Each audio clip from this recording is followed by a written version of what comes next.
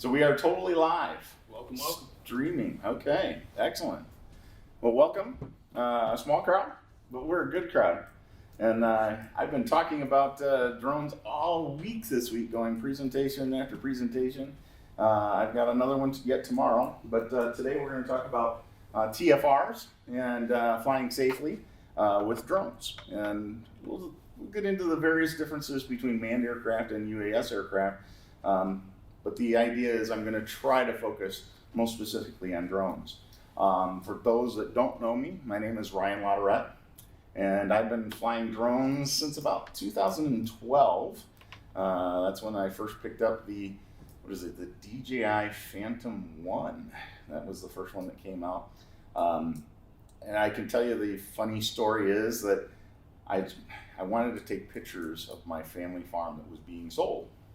And so I thought about, having a helicopter or airplane come out and do that, and asked around, hey, what's the price? And they told me some prices, and I dropped my jaw and said, hey, wait a minute, this thing, you can throw a camera on that. I'll buy that, take the pictures, bring it down, sell off the drone. So I did. I bought the drone, never took the pictures, never sold the drone. And love the thing so much, I have way too many now. At least that's what my wife says.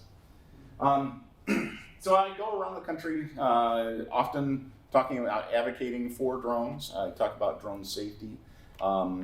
Lately I've been talking about the MCDO versus Genesee County case, where here in Michigan, we are suing Genesee County to make sure that we can fly drones in the county park, despite their attempts to regulate airspace, regulate flight, when Michigan has a state preemption law that says localities cannot regulate flight, cannot regulate drones.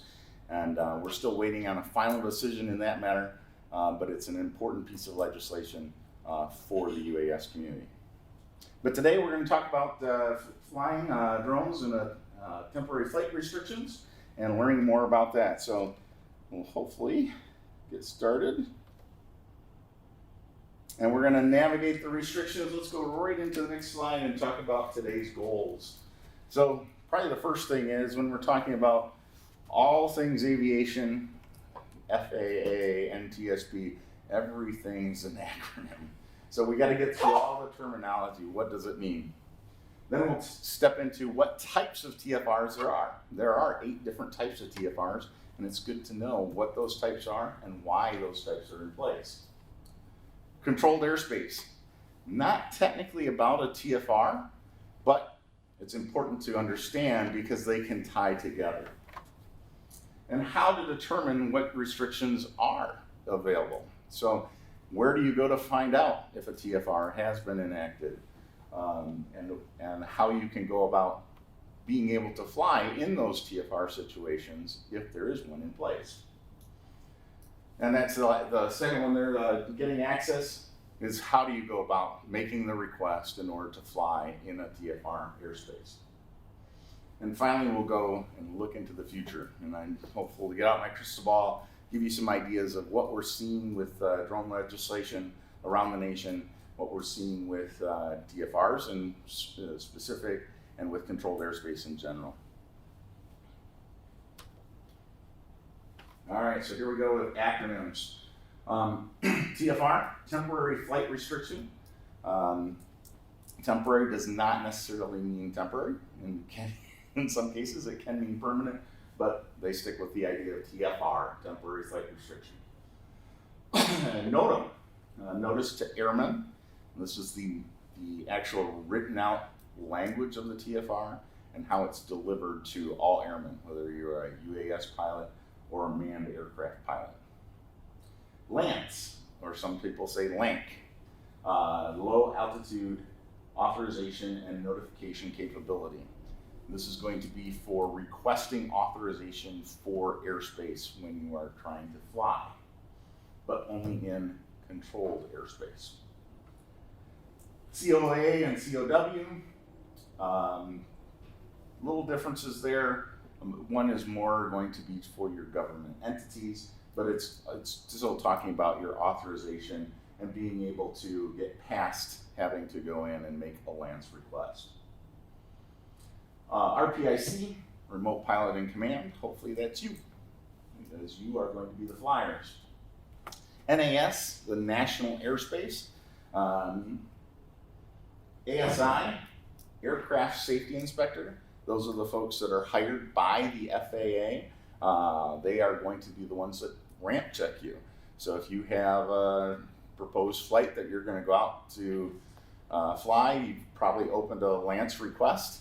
The FAA can come out and have a guy stand right next to you, ask you some questions, look at your drone, pick up and feel your drone. They can even physically break your drone, which is a whole nother story.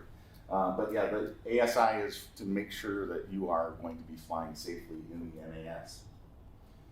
FSDO, Flight Standards District Office. We have 2 here in Michigan, one down in the Detroit area, the other over towards Grand Rapids. Each district office is tied to a region at the FAA level. So for instance, Western Pacific, they have FSDOs in Las Vegas, they have one in Los Angeles, so they're regionally tied together, but they're all district related to the FAA, and they all answer up to the FAA. NPRM, Notice of Proposed Rulemaking. We'll get into that later on. We've got a couple NPRMs that have just completed their comment sections, and we have another one that's literally coming up this next week. And NFZ, No Fly Zone. So this is where they're saying you cannot fly. Whether they're saying that and it's accurate, that's another story. All right, it's time to get into the types of TFRs. So there are 8 different types of TFRs, and we'll go through in a second.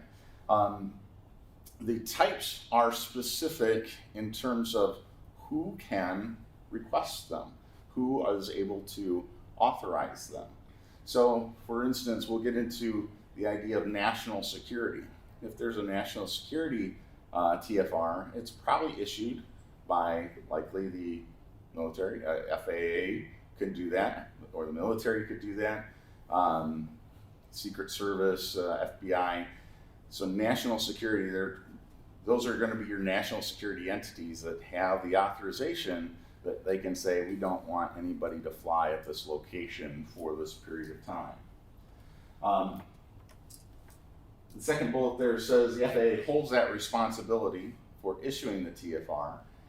The FAA can say, you are not able to fly in this location, and they have that authority to do so. They may not have the final authority in terms of whether or not you can get an exception to fly. An example will be Disney. The Disney company was successfully able to lobby Congress and say, hey, we do not want planes flying over our parks. We feel that's a safety concern, that if one were to crash, it would be devastating as a national event, as a worldwide event. Can you imagine if a Piper were to come down and smash into the Magic Kingdom and destroy the Magic Kingdom? Well, obviously that's property damage, but there's a lot of people there. There could be a lot of injuries, deaths as well. That would be instant news, and it would be instant news not just in the United States, but worldwide. So it would be a particular place that terrorists might have a particular interest to invoke harm on the United States. So in those cases, the FAA has issued the TFR, but in terms of an exemption, the final approval can actually come from Disney themselves to say, you are allowed to fly here, you are not allowed to fly here. And we've had situations of just that several times over. I hinted at this one before. T in TFR means temporary, but it doesn't necessarily mean it's always temporary. So just as we're talking about with Disney, it is a TFR. The TFR is in place from now until the end of time. So it's a true permanent TFR, even though it's classified as temporary flight restriction. most TFRs are temporary. Most have a particular window in which that operation is declined. There are some, just as Disney or flying over the Hoover Dam, for example, those would be permanent, and it's going to take great active advocacy in order to make some changes in that. I don't expect any of us in the UAS community to be able to do that. It would be all pilots as a whole coming forward and saying, here's good reason why we want a temporary flight restriction that's permanent to be lifted and be only temporary and have a small window. But it's just an idea that don't believe that just because it says T, it's only going to be in place a short period of time. And then TFR doesn't necessarily mean no flying. My favorite example of this is the stadium TFR.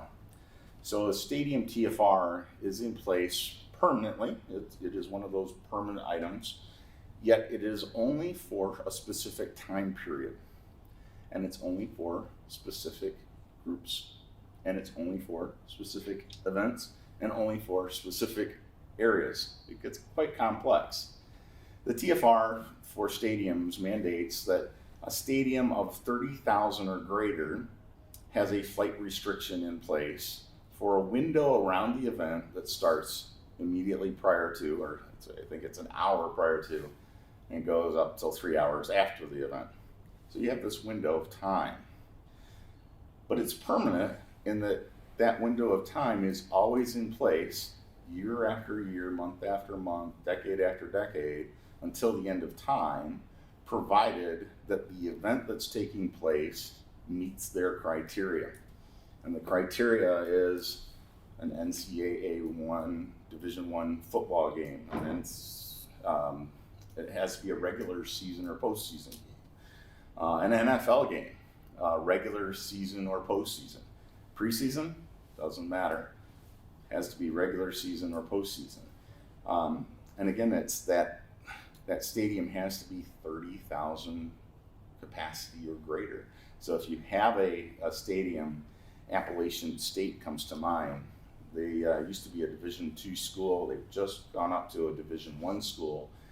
Their stadium is 27,000 people.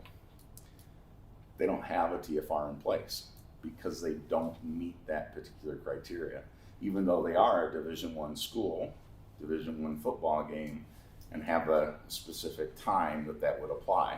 But because they don't meet that one particular criteria, they do not have a TFR in place. And with that as well, there are exceptions that further are granted for that stadium TFR, where you could have planes that are doing broadcast of that event.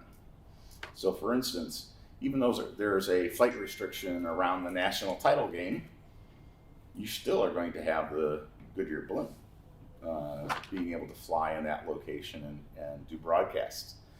The TFR for stadiums is particularly written to allow just that. If you are a broadcast effort with the event that's taking place, you can receive an exemption for that TFR. There's some process that you'll have to go through, and we'll kick into that later down the road, but it is available to those particular entities. The stadium TFR is one of those things that if you look at it, you have to ask yourself, is this really for safety, or is this really for money?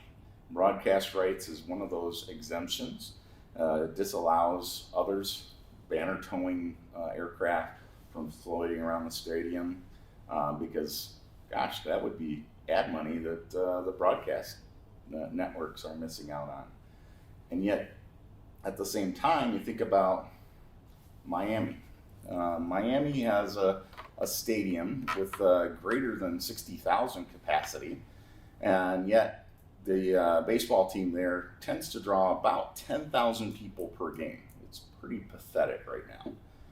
But because it's a Major League Baseball game, because the stadium has the seating capacity, they are in a TFR every single game. However, that same stadium, when it's used for a Jennifer Lopez concert and is packed to capacity, there is no TFR in place. So you go, wait a minute, are we really talking about safety, or are we talking about dollars? And that's something that still questioned in my mind. Durations. TFRs can vary greatly in durations. Like I said, some of those are permanent. The Hoover Dam is a great example. It's always in place. There is not a window. It's from now until the end of time. Others may be only a few hours, like the stadium TFR. Others may only be a few days, and they can crop up at a moment's notice. Ferguson, Missouri is probably a great example. Ferguson, Missouri, you might recall, had a little riot going on after a shooting took place. The FAA came in and implemented a multi-day TFR, and they did so, boom, at a moment's notice. It blocked out all the journalists from going in and recording what was going on in that event. But you literally have to stay on your toes, because that could crop up as you are getting into the air, or just as you've gotten into the air. You want to make sure that you are compliant with the TFR requests. All right, now we're into the exact types of the TFRs. So the first type is the surface hazard. This is going to be, we had a great example down in Detroit. What was it, yesterday? Train derailed down there. So maybe there was toxic fumes, toxic cloud. In such cases, you don't want aircraft flying overhead, which could be a real problem for the occupants of that aircraft. Iceland had and granted Iceland's outside of TFA, or outside of FAA's restricted area, but Iceland had a volcano erupt, or Hawaii had a volcano erupt. So it's sending a plume of ash up into the sky. Well, that plume of ash can do quite the number to an aircraft's navigation system. It also, potentially, depending on the type of things, it could maybe have radiation. So if you had your drone up and said, well, I don't mind that my drone's up in this cloud of ash, everything should be fine. Well, you might have contaminated your drone, and now you're bringing it down to the surface. And so that's part of the concern. So TFR can be established for a surface hazard. Second one is going to be disaster relief aircraft. We see this quite often with hurricanes, obviously. Houston had a hurricane not too long ago, a couple of years back, and they had all the Black Hawks flying through the air, trying to get to rooftops and rescue personnel that were trapped, that could not get out. They want to make sure that those aircraft have priority, so they're going to block everybody out. It can be for search and rescue potentially, but more often with this, it's going to be disaster relief aircraft of maybe fighting a fire. You're giving priority to that aircraft. They're saving human lives, so they need space to operate without having to worry what else is in the sky around them. Third one, unsafe congestion. So just like we have on the highways, somebody gets in a wreck, everybody's got to slow down. Oh, look at that, they must have had this wreck. Well, yeah, they had a wreck, keep going. So the FAA recognizes that can be a real problem.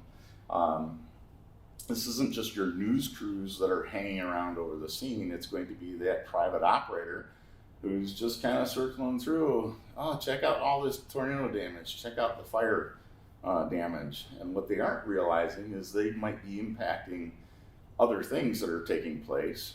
Transiting aircraft, delivering passengers to another airport.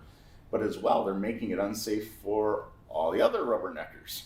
So the FAA will say, hey, let's place a TFR such that we allow certain aircraft in. We can control a number of aircraft that are over that site. We can make sure that even if it's a Class G airspace, which is the Wild West of airspace, that we can still have some control and reduce the congestion that might be caused for real human life concerns. Fourth one, national disasters. So I put the Hawaii's volcano, and that's actually more of a surface hazard. But the Oklahoma federal building, that's just probably a great example where you have something that's taken place that's going to draw immediate attention. 911 and 9/11 in New York. It's going to draw immediate attention, national attention, but if it's national attention here, it's probably going to be global attention. And in those cases, you want to make sure that you're controlling things such that you don't have the rubberneckers, you don't have disaster relief aircraft that are trying to gain access to the space and congested. But these are going to be particular to huge events, hurricanes, explosion, terrorist events. And again, these can be such that they're going to pop up at a moment's notice because you never know when a terrorist event's going to occur. Fifth type, VIP movement.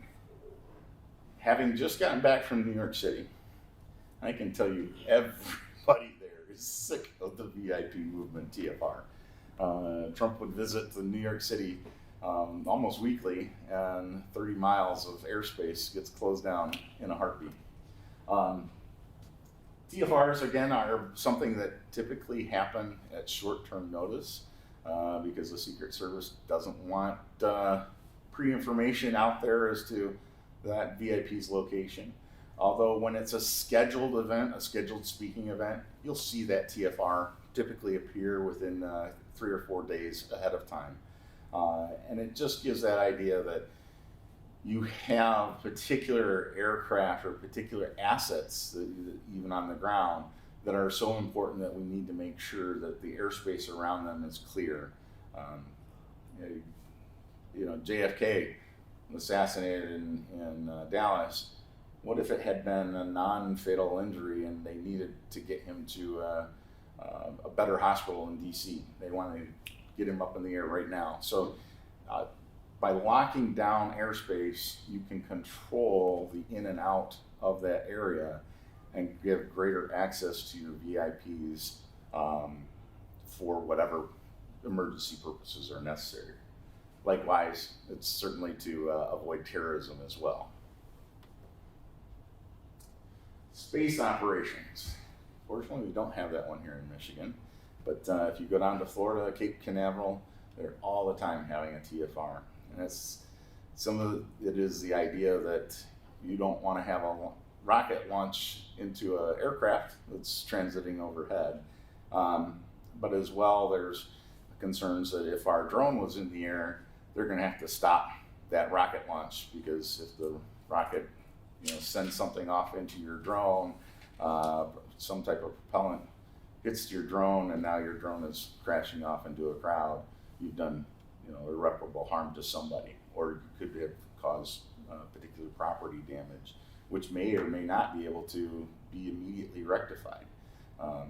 If the situation is such that that rocket is still in the air and in a unsafe condition, they might not be able to get to the fire that you just caused by having your drone crash into a house. Excuse me. Air shows and major sporting events. Obviously, we talked about the stadium TFR. They are limiting that to certain events. The other is aircraft demonstrations. So air shows around the country. Oshkosh is a major one here in the United States. I think it's the second largest in the world. They will lock down with a TFR. And if you think about that, it doesn't make a whole lot of sense, right? You're saying nobody can fly in this area, but it's an air show. The idea isn't that you're locking down the airspace that nobody can fly. You're locking down the airspace to make sure that only the people who have the correct authorization can fly, that they can control who's in the air at any given time. I can tell you, having worked with Great Lakes Drone Company, they've actually flown drones at Oshkosh in 2018 and did a drone light show there, multiple drones in the sky at the same time within that TFR. And so there is a way to get permission and to be able to operate in those conditions, but that is one of the types. And national security. Hoover Dam we talked about. Washington, D.C. So the area in Washington, D.C. of the mall is called P56. P56 is a no-fly, period. So if you're trying to get footage down there, yes, there's a 30-mile TFR. Yes, there's a 15-mile TFR. It's quite complex. One's an exclusion area. And then there's the mall area, which is completely off limits no matter what. But it's the concept that those places are of a national security interest. So you don't want anybody crashing into the White House. You don't want anybody crashing into the Capitol building. Oh, I lost my, get a drink here.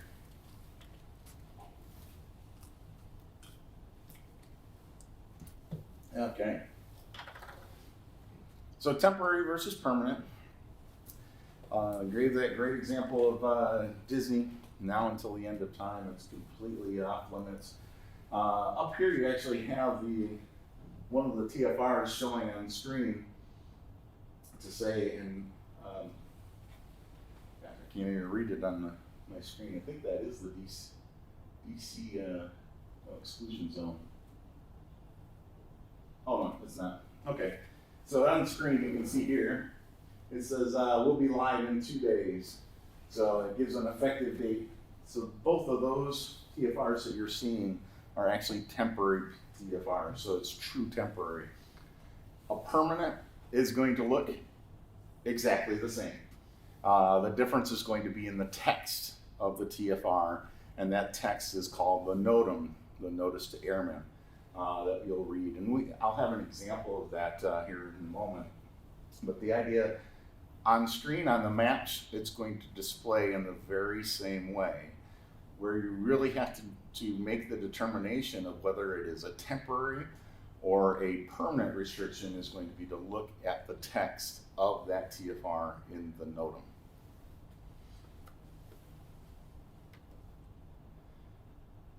Controlled airspace.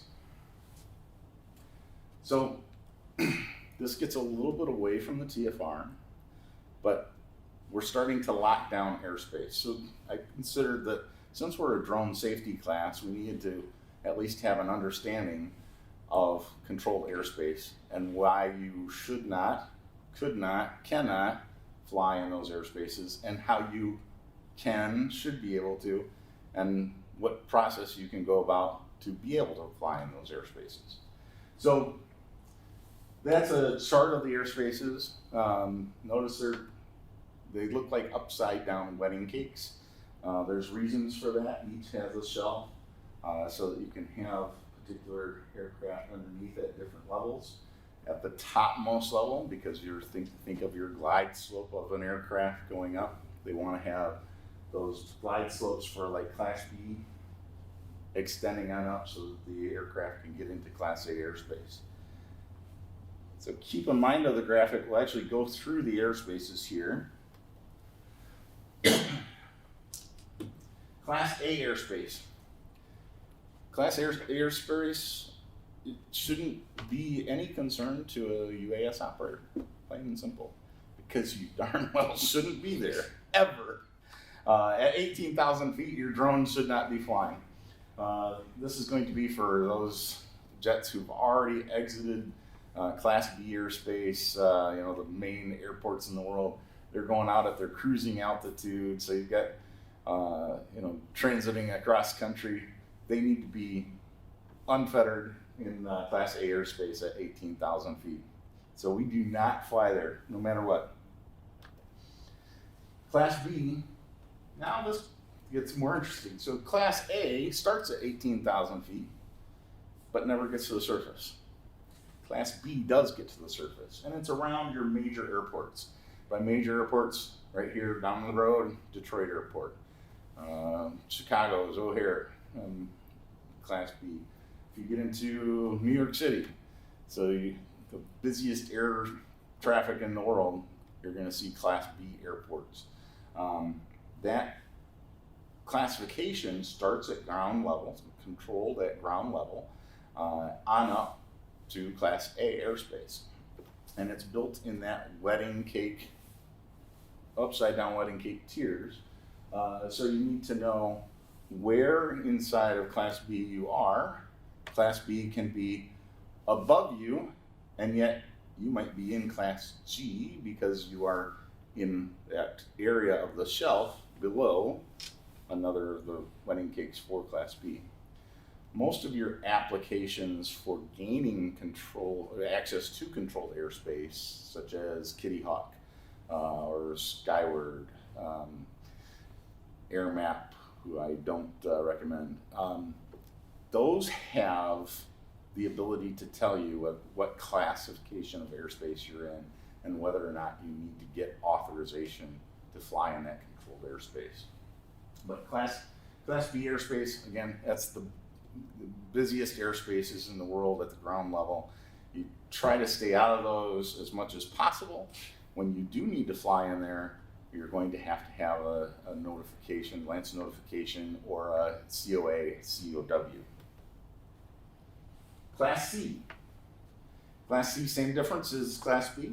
Can start right down at ground level, and this is going to be your medium-sized airports. So right here in Flint, we have a Class C airport. In fact, right here at the library, you are still in Class C airspace. Granted, we're at the 400-foot level for the grid on the Lance authorizations, but you are still right here in Class C at the ground level. Again, control, you will have to make a request via Lance in order to get the access, or have a particular COA, COW that provides that overall access. 3 more. Class D, we're going alphabetical. Class D is smaller airports yet. So down the road we have Willow Run. Across the other side of the state, Benton Harbor or Battle Creek. Those are Class D. They're still regional airports, but they're just smaller. Not as much traffic going out of them. Again, the airspace starts at the surface. And so if you're in Class D airspace, you're going to have that authorization. Class E. Class E gets more interesting yet. Class E can start at the surface, but it doesn't have to. There are surface Class E airports. Those are going to be small airports, very small, instrument-operated airports. So if you are an instrument approach aircraft, you can land at these airports. You don't have to have an ATC watching over. But they're large enough airports that the FAA has said we need to make sure that the controlled airspace goes all the way to the ground. So in those cases, you will need authorization in order to fly in Class E airspace. Some Class E airspace doesn't start until 700 feet, and that's where we get into that upside down wedding cake. Those airspaces, anything where Class E doesn't start until 700 feet, you're going to find that it's Class G below that. So Class G, and I'll bring that up too, Class G is the Wild West of airspace. It's uncontrolled. You don't need authorization to fly there. So if you are a Part 107 operator, and let's say you are going to fly a tower inspection, and that tower happens to be 1,200 feet. The base of the tower is in Class G airspace, you're good to go. Well, we know with a Part 107 operator, you can fly up to 400 feet above that obstacle, so long as you maintain yourself within a 400-foot radius of the obstacle itself. So if I've got a 1,200-foot tower, whose base is in Class G, I could literally take off and start flying up, and technically I could fly up to 400 feet over that 1,200 foot tower, so 1,600 feet. But I hit a problem if part of that tower is in Class E airspace, right, that starts at 700 feet. So even after I've gone up 600 feet and am still legal, as I'm approaching that 700 foot mark, now I'm going to start to need authorization to go that last, 1,200 to the top of the 1,200 foot, or 500 to go to the top of that 1,200 foot tower, and even more, the 400 feet above that. So there are some cases where you may be launching in a Class G airspace, but you're still going to need authorization because it's Class E at 700 feet. That's kind of an exception to the rule because you don't see that an awful lot. Most places you're going to find are going to be Class G airspace at the surface and on up. And like I said, Class G is that Wild West airspace, very sparsely populated. My city outside of Lansing is a Class G airspace. It's got a very, very small airport there. There are planes that come in, so you still have a requirement to see and avoid with your drone.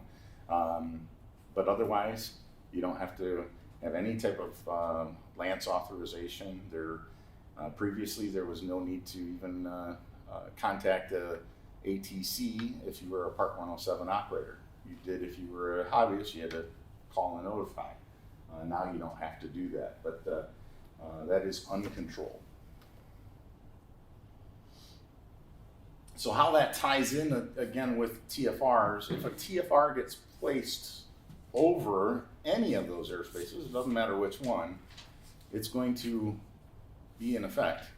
You're always going to have a type of authorization to fly in there. And that authorization isn't just your Lance authorization, it's going to be some real special waivers in order to get access. But it doesn't matter if it's a Class G airspace, when a TFR goes into place, boom, there's no flying. So TFR discovery, how do we find out? Am I able to fly? Am I safe to launch in this particular area? So we have a couple things that we can do. What I hear a lot of is, well, I took my drone and I tried to turn it on and it fired up and was able to fly, so that must mean I'm not in a TFR. Wrong. Or I didn't see it on my, I pulled up AirMap and I didn't see any TFR, I should be good to go. Wrong. We've seen problems with all of those systems. So DJI has the geofence that's in place to say, hey, we want to lock you down from certain areas. Well, that geofence is not real time. It does not have any type of feed coming from a TFR unless you're connected online in some fashion. So you can be operating and not even realize that you're in a TFR situation. So that's not a good thing to rely on. Others applications like AirMap have been known to have problems in putting forward TFRs. Here in Michigan, we had one of those examples where a person said, hey, I want to fly today. I'm over on the west side of the state near Grand Rapids. I'm going to get it up and I'm going to live stream it. I'm going to show everybody on Facebook what's going on. We saw that going on and we said, you need to get that down. There's a TFR in place. What? Wait a minute. No. How is that possible? I looked at AirMap and there was nothing. Yeah, AirMap didn't display the VIP TFR. Vice President Pence happened to be in town giving a speech. 30-mile radius, locked down. So you can't rely on your geofence. You can't rely solely on your Lance authorization app. Instead, what you do need to do is go out to the TFR site. I put the link here. We're going to have the presentation available for everybody. But this is the site that you would go to find out all the lists of TFRs. Now it does this in two fashions. It has the idea that you can search by a state, and it'll have a list of all states that have particular TFRs and the towns or the particular areas. Or it'll have a graphic. So you can pull up the graphic and it'll show you, just like the graphic up here in the corner, it'll show you there is a TFR at this specific area and give you the details for that. So you can always check there. The other way is to call 1-800-WX-BRIEF. And this is manned air pilots do this all the time. Excuse me. So when you call the brief hotline, you're going to be speaking with somebody who has access to all the FAA TFRs, and you can be able to ask them, hey, I'm here in Flint at this particular location. Are there any TFRs? And they'll look that up for you and be able to give you a yes or no on TFRs. And if there are, they'll go into detail as what that TFR entails, what the window is, what the operating procedures are to get access. They can also be very helpful in terms of providing you weather information, what's coming up that you have to be concerned about. And they can give you some future thoughts as well. So I want to fly here in Flint. I called them and I said, hey, can I fly right now? Is there a TFR? Well, no, sir, there's not, but we've got one in an hour. Well, that's good information to have. So I can do it the two ways. Go out and call them or actually use the website. Myself, I prefer the website. Determining the jurisdictions. Here is an actual print screen of the website showing each of the TFRs, and you can see kind of the detail that they provide. Number one, each of these line items will have a chart associated with it. So I can look at the chart to figure out, hey, where are my excluded areas? It will provide a NOTAM, and we'll see that in a moment, which is the actual text to say, here's the details about what the window is, when you can't fly, and what parameters in terms of the actual location. Is it a 3-mile radius around something? Is it particular corners on a chart? Is it a particular county? They could limit to a city limits. Whatever they want to do, the NOTAM will describe that. The reason or type. So we have the 8 different types. You can see they're going to tell you what those types are. So here we've got 3 security types, then a special, and then more security types. The special is going to be the national national security type of concern. And that one actually is, I believe that's the DC one. Effective dates. So the date out here in the corner is saying here's when it was issued. That is not the effective date. That's when they actually first published it. Instead, you're going to come over here to the right side in the description, and it'll tell you this is when it goes active. Now, you're going to really have to go into the NOTAM itself and read that, because it'll tell you the full window, but at least you'll know from this initial line item read, here's when it goes active. And exceptions. This one doesn't show any exceptions right now, but as we get into the NOTAMs, you'll actually see the exceptions. So the first is a chart. And this I picked out as the particular beast of airspace. This is the Washington, D.C. NOTAM, Washington, D.C. TFR. It's a 2-ring circle, 15 miles around the White House and Capitol.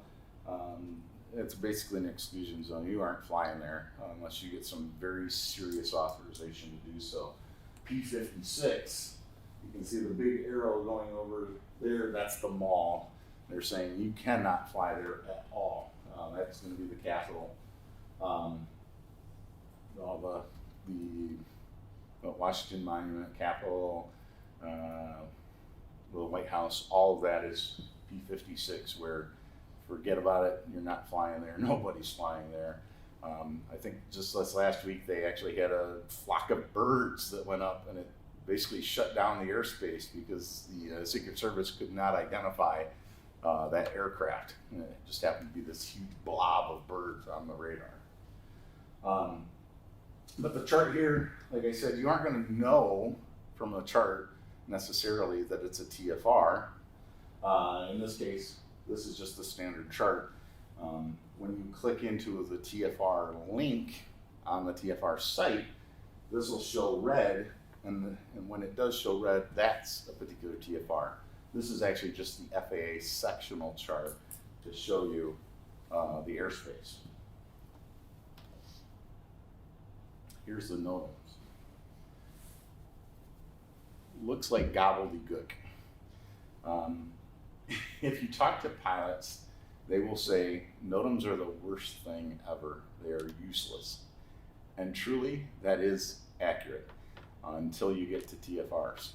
So most NOTAMs, even Congress themselves in the last passage of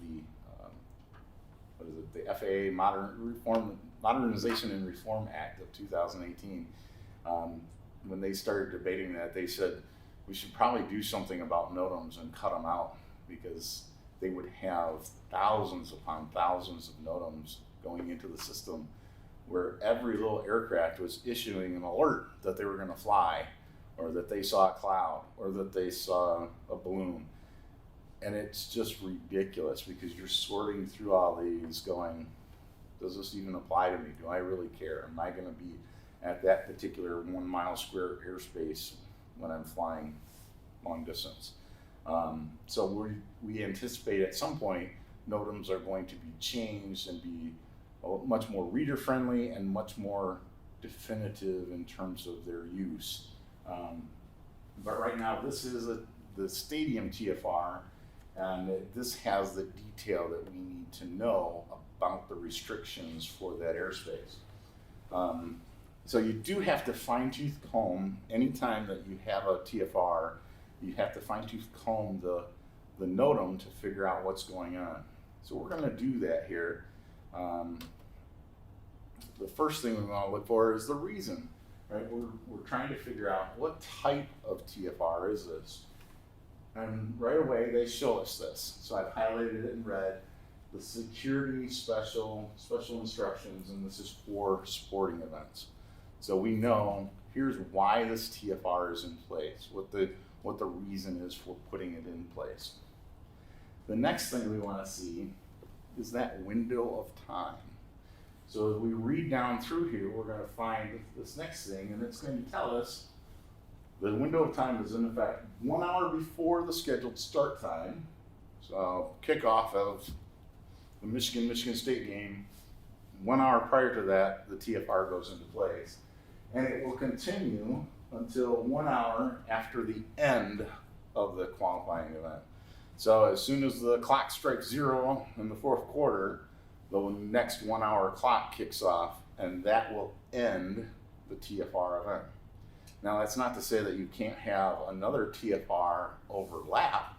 So let's say the president has decided that he's going to come into town, and he's arrived, 20 minutes after the Michigan State game completes. Well, the stadium TFR is going to continue 1 hour after the event, and then the VIP TFR is going to start at that 30 minutes before, so you actually have overlap. So you do have a chance where you need to make sure of all the TFRs that are in place for that location.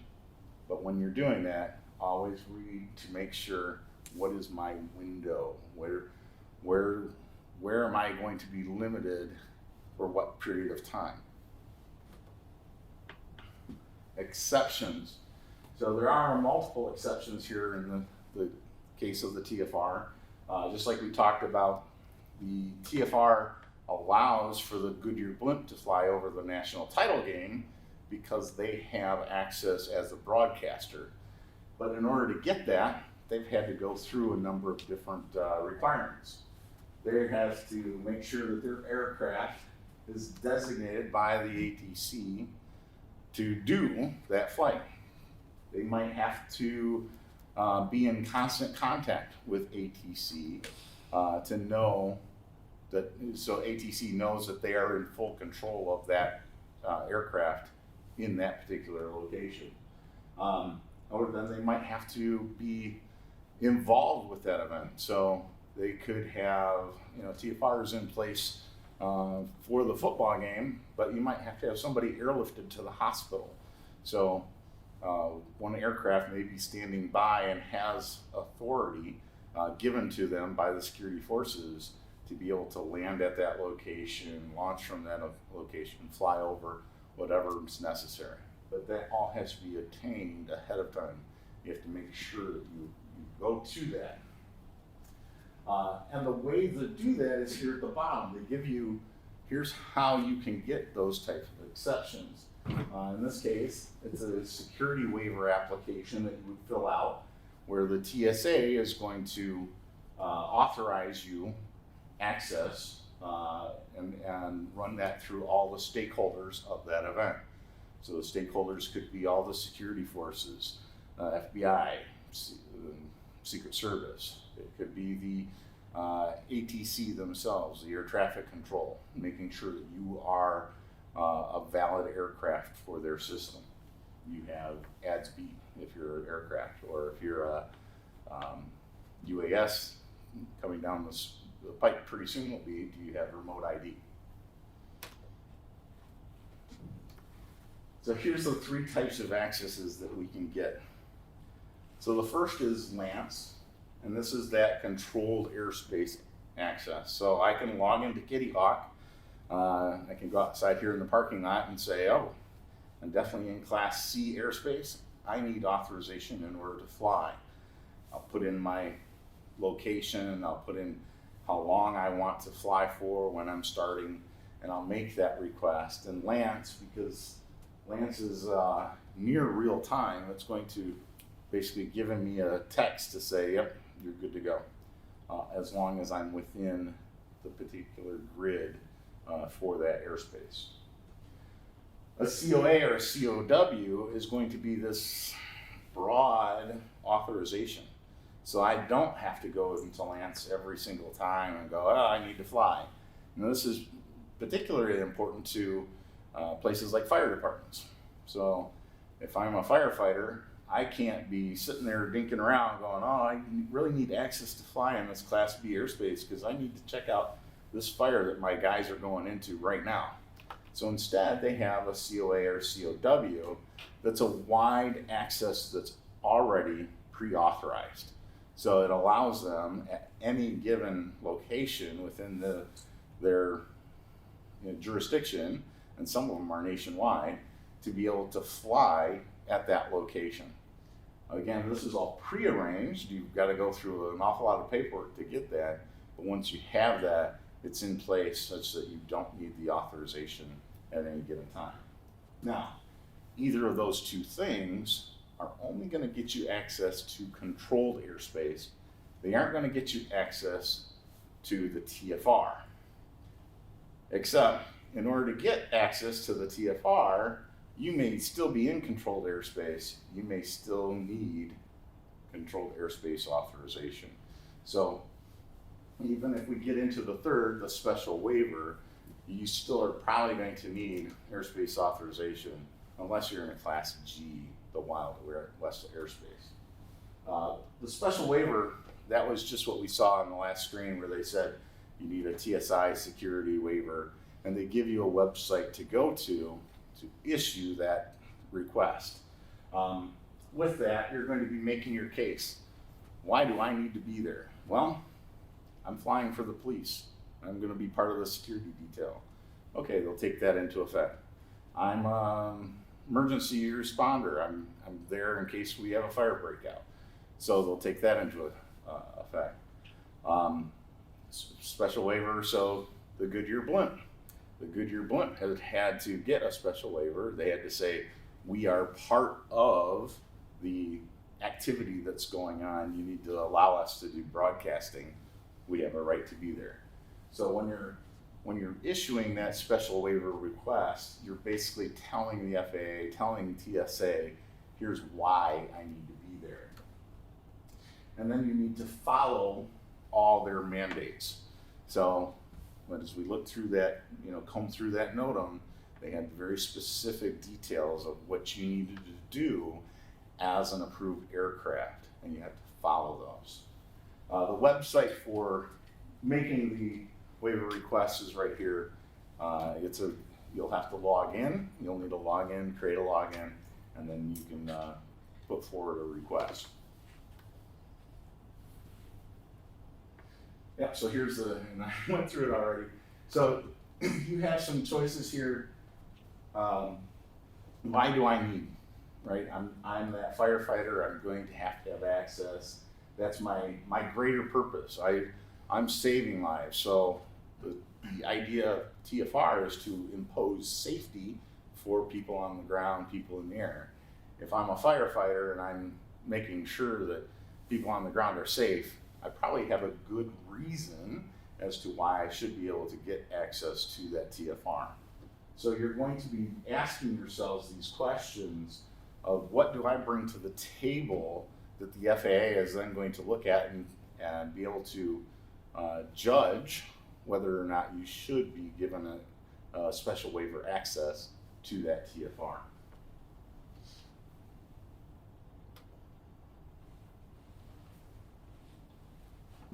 All right, so before I get to looking into the future, I'll turn it to you guys. Do you have questions about the TFRs? No. I'd turn it over to the internet, but. I do have a question about the airspace, so I know there's a lot of question about where does the FAA take over the airspace and at what range does the FAA take over control of the airspace? Yep. In Class G specifically. Yes. Yep. So this is the great question of our time, right? Is the FAA has stated that they have jurisdiction over all airspace, and they've actually gone further to state their airspace authorization or their airspace jurisdiction starts at the first blade of grass and goes on up to infinity. So that is the FAA's take as to what their jurisdiction is. Comes into big question, and it's not yet been ruled upon precisely. We've had some hints at what that might be. For instance, we had a person, Austin Hogwatts, several years ago. You may have known him. He built a flamethrower and attached it to his drone. He also put a 9mm gun and he attached it to his drone. And he flew it out in his backyard and shot the gun and did the flamethrower. He roasted a pig with the flamethrower, right? And all with a drone. And the FAA was like, no, you can't do that. You can't attach a weapon to a drone. That is against the rules. He wanted to challenge that. His father happened to be a lawyer, so he was in a position to challenge that. They went to case, and inevitably it wasn't a ruling particular on the airspace. The case instead was focused on whether he had to turn over documents to the FAA. But in that ruling, the federal court judge, he had some lines to the FAA. He said, hey, look, I understand that you want to regulate from the first blade of grass on up to the sky. And he said, this case isn't about that, so I'm not going to rule on that particular question. But he said, in my mind, if I were to have to look at that particular case, I don't know that I would side with the FAA. And that's probably a good point, because we have airspace that we know is owned by a particular homeowner. So back in 1946, I think it was, we had Cosby, who was a chicken farmer, who happened to have this chicken farm at a place where the U.S. government wanted to build an airport. Well, rather than use eminent domain and buy this chicken farmer's land, the government instead said, oh, well, we're just going to build the airport. So they did. At that airport for World War II, they were flying out all these bombers, right, and making a racket, flying them all night long. And the racket was so much that the chickens were dying. The racket was so much that he and his wife couldn't sleep. So they were experiencing monetary damage from loss of livestock, as well as psychological damage from not being able to sleep, having sleep deprivation. And they took it to court. What they did is they narrowly focused on the takings clause of the Constitution. They were able to say, hey, look, you as the United States government had the opportunity to buy this land using eminent domain. You didn't. But by flying over our property at such low levels, the glide slope going over their property, planes were coming in at as low as 83 feet. Whoa. Yeah. And so when they were doing that, it wasn't the idea of aerial trespass, which we'll get into later, but it was the idea that you were physically taking over that property without having paid for that property. And the Supreme Court in that decision agreed with the farmer. They said, and again, narrowly on the takings clause, they said the United States government should have purchased that land by eminent domain. And because they didn't, they were in violations of the takings clause, and they would inevitably have to pay the Cosby family something. But the real precedent out of that case was that prior to that, we had always associated that a homeowner owned not just the land, but all the sky all the way up to the heavens. And the Supreme Court said, no, we're throwing that out. And that's the precedent of this. They said, in our day of modern air travel, an owner can't own up to the sky. That would be prohibitive of air travel. So instead, what we're going to say is that a homeowner owns their land and portion of the sky up to what they can use on their property. So if you are building your home, let's say you're building a 3-story house, that's going to be 40 feet tall. Obviously then your 40 feet down to the ground is going to be your property. You may have some trees planted on your property. Maybe those grow to 120 feet tall. Well, technically then you should have ownership from 120 on down to the ground. It's not been ruled upon specifically, so we've never gotten a true height at which the owner finally no longer has ownership of the property. But what it does do is it suggests that the FAA may be overstating their case that they have jurisdiction to the ground. So this is one of the keys that we get into when we're talking the current lawsuit that we have of MCDO versus Genesee County. The idea that maybe at some point the FAA says, okay, we understand we can't control those lower level flights, so we give that authorization over to the states.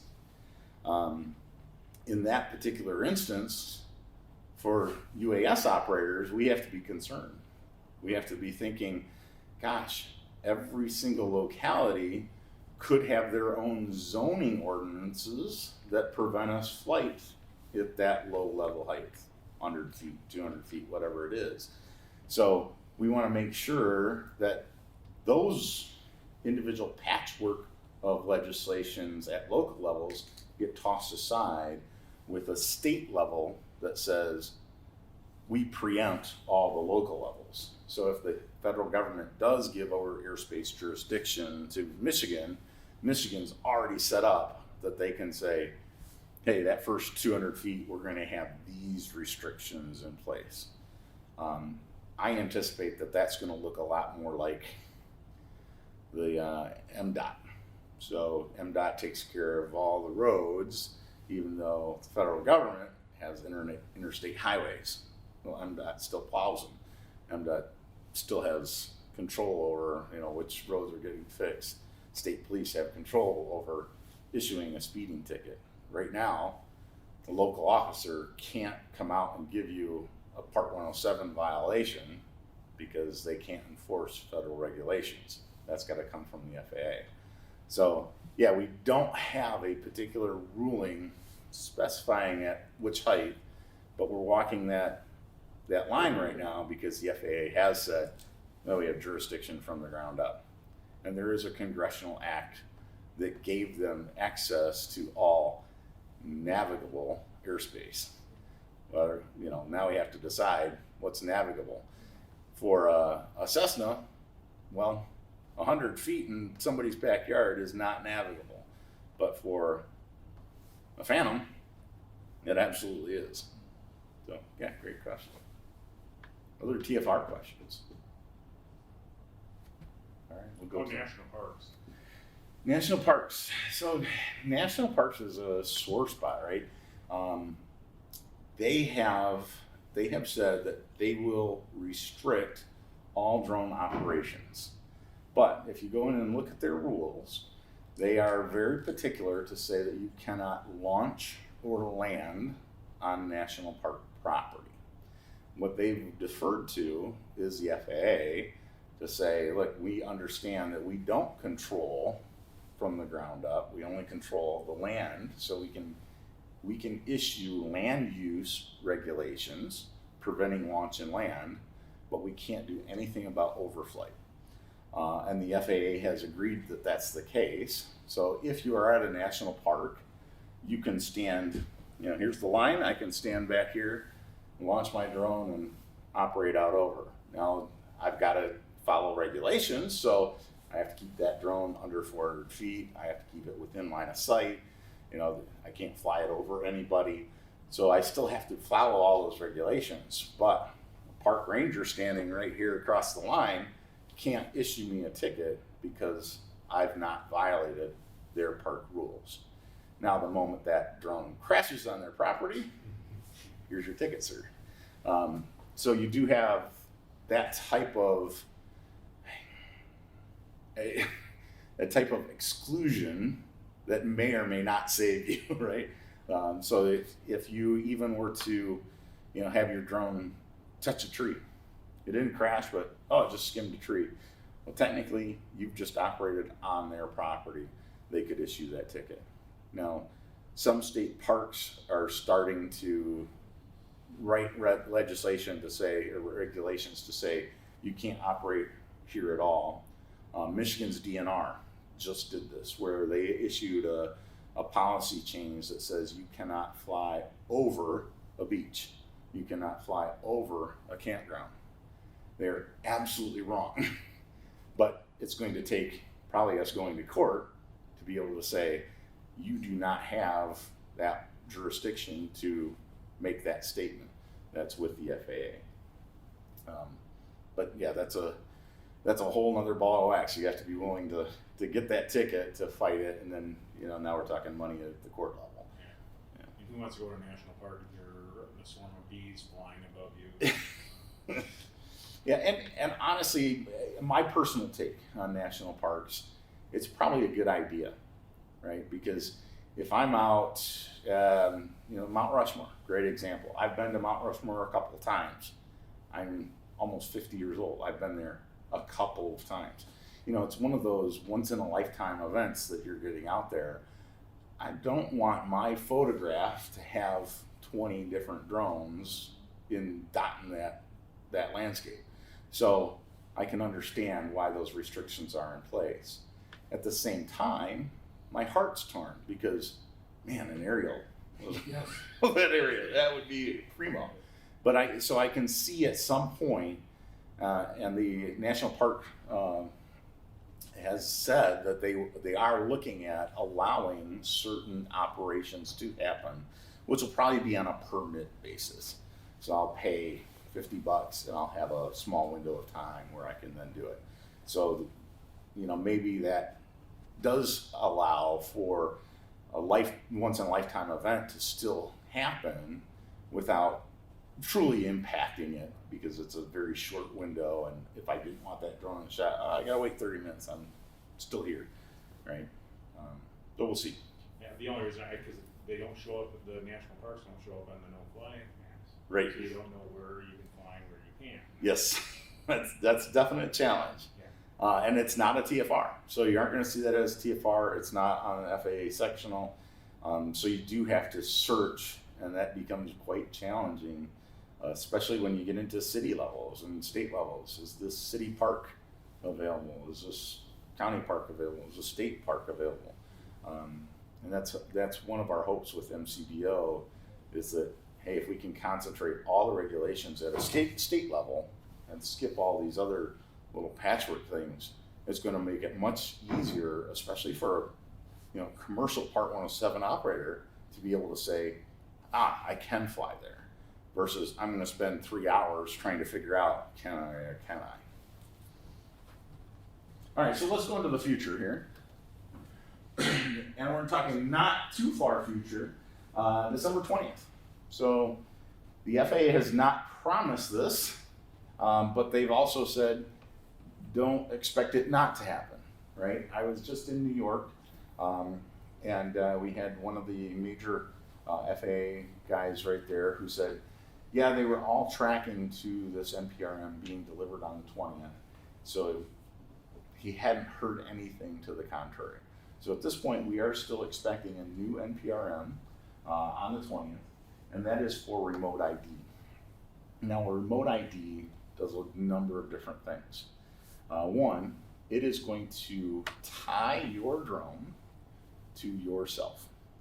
So the idea of, right now you have a registration number on your drone.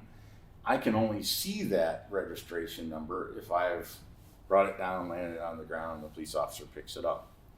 Here instead, with remote ID, I'm going to be able to look at this little computer tablet and go, oh, that drone in the air right there, that's to Ryan Latourette. And if I look over here, oh yeah, he's standing a mile over in this direction.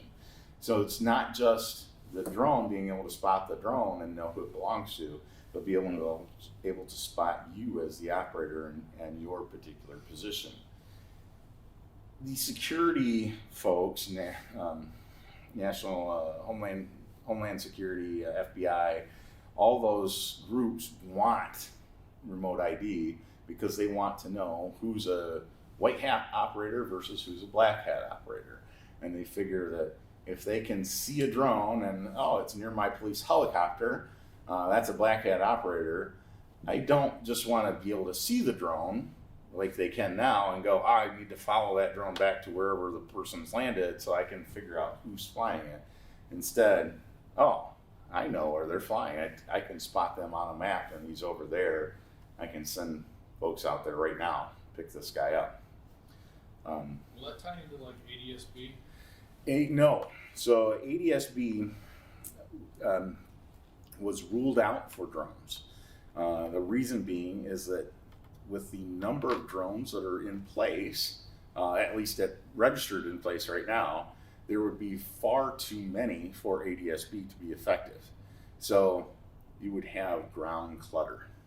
So every ping all over here, you just see a ton of lights up on your radar, and yet, okay, what really are those things? Are they a danger? And they're so close together, I can't really tell, where I'm at. Right, so remote ID is going to be more like IFF, like identification friend or foe type thing. So white hat, black hat operator. Yeah, well, that's the question. Then we really got to dig into that NPRM that comes out. There are two different theories of thought. One is it's going to be Wi-Fi based. So your drone is going to be sending out a signal that a Wi-Fi station is picking up and repeating, such that, oh, I can tell who's that drone, who belongs to that drone. And same from my operator standpoint, I'm broadcasting a signal that has my name, my drone ID tied to it, so they can pick that out. That's the Wi-Fi version. The other version is the cellular version, where they get into the 3G, 4G. And so now you're having cellular. I've got to have a cell phone operation that's broadcasting my position. Cell phone operation is broadcasting the drone's position. And still, it's all tied to my name. And the idea of white hat, black hat isn't necessarily the remote ID itself, but it's UTM. And I'm going to pull that one up in a second. I guess the scary part in remote ID is that there's no privacy. And that's the big concern right now, is that if your drone is tied to you, so I know that Jason is operating right there and his drone is over here and it's over, a creek, and this creek happens to border a property of a huge gun guy. He doesn't like drones. He wants to shoot the drone out of the sky. But, he can look at his tablet and figure out, it's Jason's drone.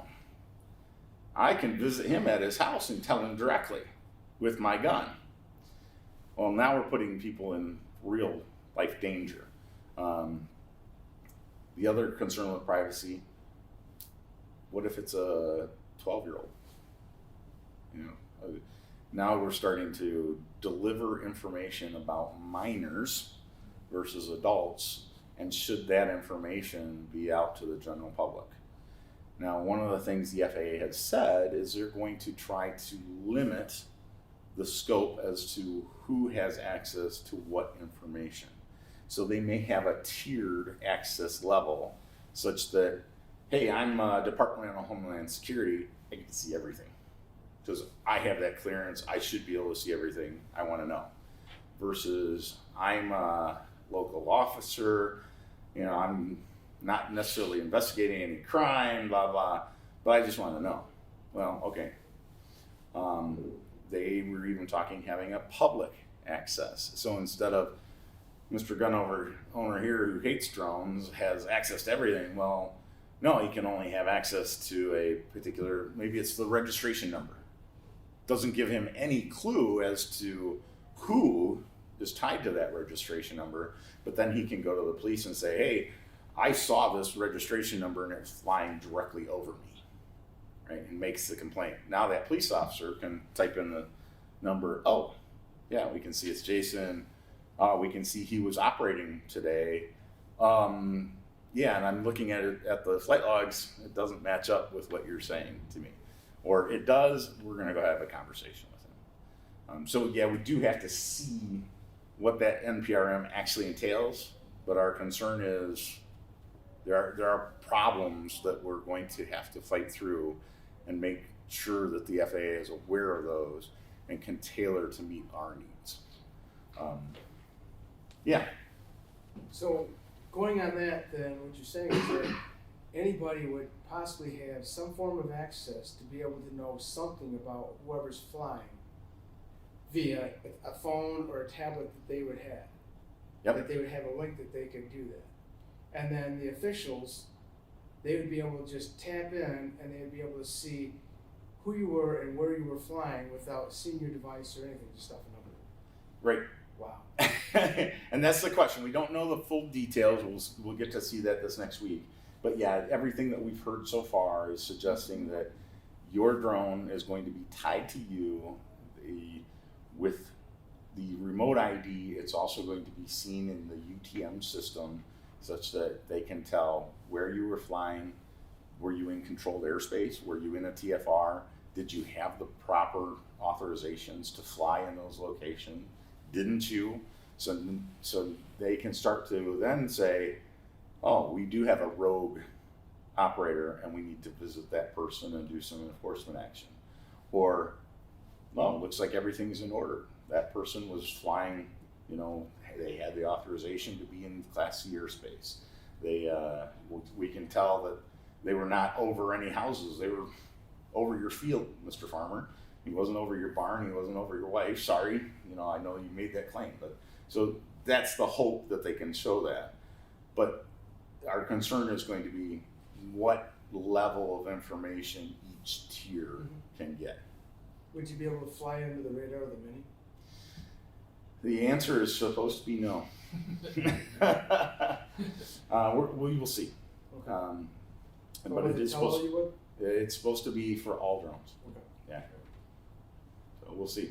But the note here as well, with any NPRM, it's required that you have a comment period, a public comment period.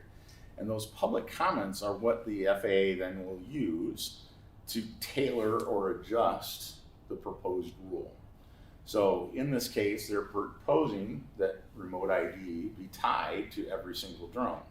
So we as a group may say, it doesn't make sense. Why do I need remote ID for my Tello, which is a toy? Yeah. So we might be able to write our comments to say, hey, Mr. FAA, this is ridiculous. You shouldn't include any drones that are under 250 grams. Right. And make that statement in those public comments. Now you have a certain number of days by which you have to make those comments, otherwise you don't get any say in the matter. And then we are going to do training to make sure that your comments are effective, because there are ways that you can put in a comment that the FAA is really going to have to read and respond to that comment versus, oh, it's just somebody complaining, brush it aside. The last go around, we just had an NPRM closed in April 15th. We had 2 NPRMs that closed. I think both of them had like 2,000 comments. It was really pathetic.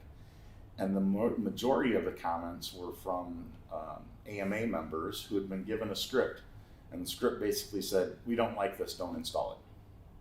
Well, the FAA is going to look at that and go, what are you giving me? Because you didn't give me any type of solution.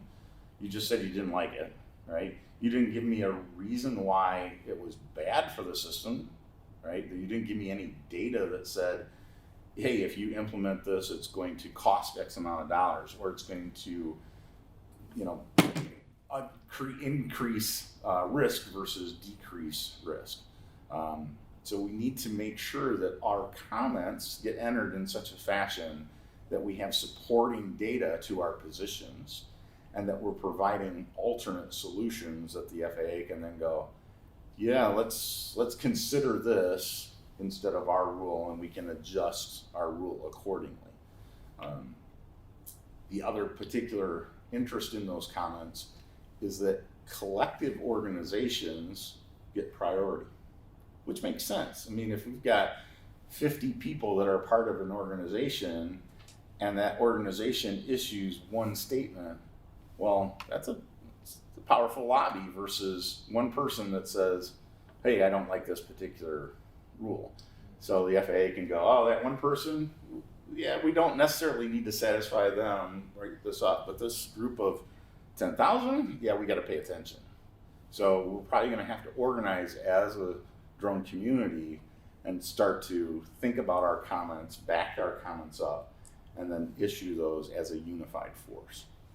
So we'll get some training together, and I'll work with Jason, and we'll make that happen in the future.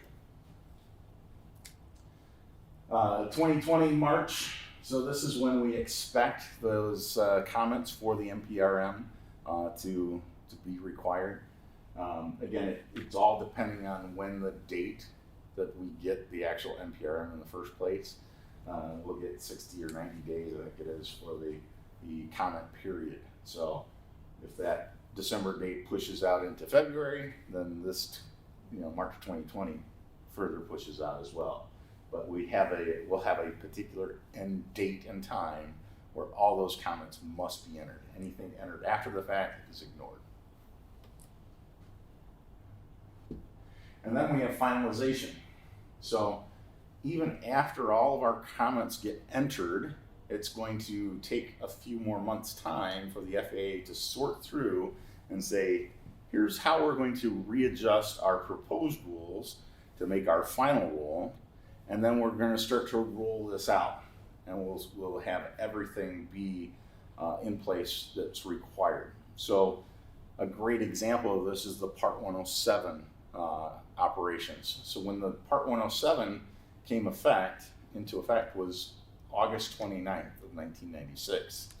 Well, the actual NPRM was in 2015, and I want to say it was February.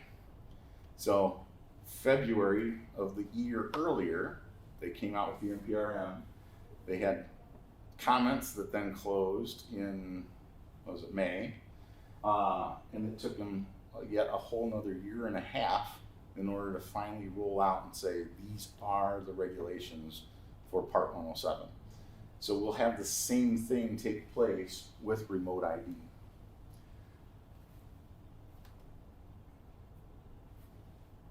Oh, yeah. Now this is also likely to include the NPRMs that just took place. So back in April, we had comments close on 2 NPRMs, or I should say one advanced NPRM and one NPRM, which was to allow flight over persons and to allow flights at night. So currently, under Part 107, you need a waiver written in order to fly at night, a daylight waiver. With the new NPRM, it says, hey, wait a minute, that's pretty stupid. It's not totally unsafe to fly at night. We're going to ease that restriction. So we're going to make changes to allow versus require a waiver. And so that NPRM has come through. We'll anticipate that that will finalize with remote ID, such that that becomes the new regulation. The same is with flight over persons. So that last NPRM, they had different categories to say a Category 1 aircraft at under 250 grams, hence the mini, would not need a parachute, but would be allowed to fly over people. We recognize that that lower weight is not a concern to people on the ground. But if it falls on your head, you're probably going to get a cut, but you're not going to die from it. So they are going to ease the restrictions to allow those drones at that lower weight to be able to fly over people with no waiver required. They then created a second category that said, hey, if you're above 250 grams but below, and I've forgotten the number, as long as you're within that weight restriction, so long as you have a parachute attached to your UAS that's in one of the approved parachutes, then you will be able to fly over people, because we recognize that so long as you have that aircraft with a parachute, if there was a failure, parachute deploys, and because of the weight, if it comes down and lands on your head, the parachute has reduced the impact, it reduced your critical speed of coming down, such that it's no longer a concern. So we'll allow flight over people. But they are tying those to remote ID, because you have the Department of Homeland Security who said, hey, I still want to know who this person is. That maybe they're flying over a crowd, they could have some bad intentions. So I want to make sure that they are authorized to fly in that airspace. I want to make sure I know who they are, such that I don't have this question mark if that's a terrorist or not. So we'll look for that. Like I said, it's probably 2021, and it'll all be based on when they actually finish the comment period for the NPRM, which ties back to when they release the comment period. I'm not clicking the right button here. There we go. So UTM, Universal Traffic or Unmanned Traffic Management System. So UTM is developed by NASA, and the idea is that our current tracking system with ATC and radar doesn't pick up these small drones. They just can't be seen. You can't ping them. We aren't going to have ADS-B that would basically send a signal to say, here's where I am. So we need some other type of measure that is able to track these drones. So NASA has spent an enormous number of years now, I want to say greater than 4 years, going through and developing this system. And they are on their 4th trial of the system. I think they have one more trial to go before they feel it's 100%. But this will be able to track all drones, no matter the height they're at, and be able to see them in a vicinity of one another. So it's a really cool thing for us drone operators, right? That as I launch, I should be able to see that Michael's flying, 2 blocks down the way. I can't see that physically because there's a building here, but oh, hey, it's on my screen. By UTM, I'm able to see that. Now, at the same token, UTM is really designed for the FAA and for Department of Homeland Security, all the security forces, to be able to say, this is a white hat operator, this is a black hat operator. I want to know who's the drone that's flying rogue so I can go chase them down. And with UTM, I'm going to be able to not just see that drone and know that it's in airspace it shouldn't be. I'm going to be able to pinpoint exactly where that operator is so I can go grab that guy and do some enforcement action. So I'm looking for that to be 2020, and the reason is that UTM is going to be it has to have remote ID as a prerequisite. So remote ID is in place, UTM is able to pick up that remote ID. And then that last one we were talking about earlier, the crystal ball. So this is where that MCDO versus Genesee County lawsuit comes into play. We anticipate that at some point the FAA is going to say, hey, wait a minute, we can't regulate drones because we do not have an FAA guy on every street corner that's going to be able to go up to the drone operator and do some enforcement action. Instead, we need local law enforcement to be able to do that. So my anticipation is, and I'm not alone in this, is that the FAA at some point will say that jurisdiction, probably up to 200 feet is my guess, is going to go to the state level, and the state will have the responsibility, just as they would with a driver's license for a car or a pool in your backyard. They will have their own ordinances and laws particular to UAS for that first, whatever terms of height for airspace. And the importance there is that if you don't have a state preemption law in place for your state, that means every little single location could have their own restrictions. And now you're really challenged in trying to figure out, can I or can't I fly there? So I think once our lawsuit is done in the state of Michigan, right now there are 16 other states besides Michigan that have a preemption clause.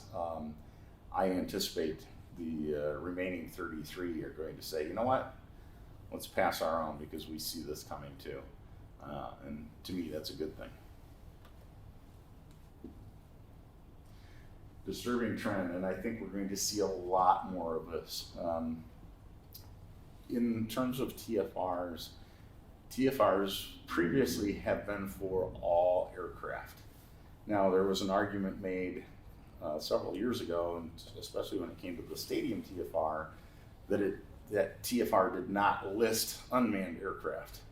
And so you could go, oh, wait a minute, since it didn't list me, I should be exempt from that TFR.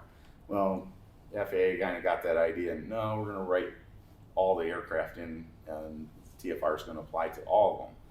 But what we just saw here recently, 2 situations. The New York City Marathon had a restriction, a TFR that went in place that was just for UAS. So if I had a drone, I could not fly at the start-finish line of the New York City Marathon. But if I was a helicopter for a news organization, or if I was a sightseeing piper, no problem. Fly over that location all day long. It doesn't matter. They did the same thing for an air show to say only UAS are not allowed. Everybody else is allowed, but UAS are prohibited from flying in this location. And I think we're going to see more of that. It's really a concern when you're talking about the FAA trying to integrate us with manned aircraft. This says we're trying to segregate, and that's a real concern to me.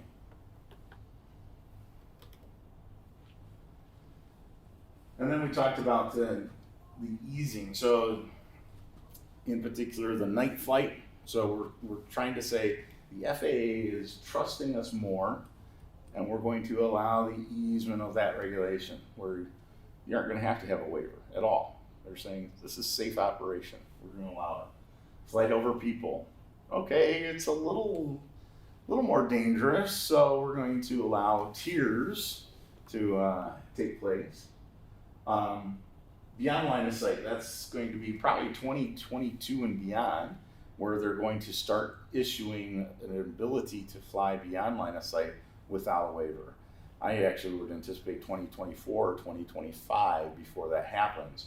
But at some point, the FAA is going to say, and they've already hinted, unmanned aircraft have a potential for operation that cannot be reached without flying beyond the line of sight. So once we have remote ID, once we have UTM, where these things can be tracked and tied back to an owner, is there really a concern with flying beyond the line of sight? That I can now start to see all the other aircraft around me by looking at my UTM screen.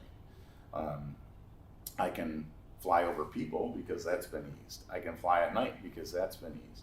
So as these other things come into play, beyond line of sight is going to happen, and it's going to start to ease those restrictions. On the bottom side, they're getting much more restrictive. We're going to see much more action in terms of ramp checks. So the FAA has right now come out and said, we want to basically stop unauthorized flights. And so we are issuing quotas to all of our ASIs to go out, find people, and ramp check them. Ask them to see their drone permits, or their drone certifications. Ask them to see their flight plans. Ask them to see their airspace authorizations. And so we are seeing more and more ramp checks. I know one person who's been ramp checked 20 times, just one person. And so we'll see more of those in the future. And those two. I think we're getting really close. Oh, yes, we are. A summary. So we have to know where we can fly. Being able to familiarize yourself with all those terminologies, TFRs, ASIs, etc. That's going to be key. The more aircraft lingo that you are able to talk and understand, the better. In fact, I was just at a meeting with EAA folks, and that's the Experimental Aircraft Association. Standing before them and talking about aircraft regulations, right? And I'm the guy who's flying a drone. I don't get in an aircraft. They do. They risk their lives.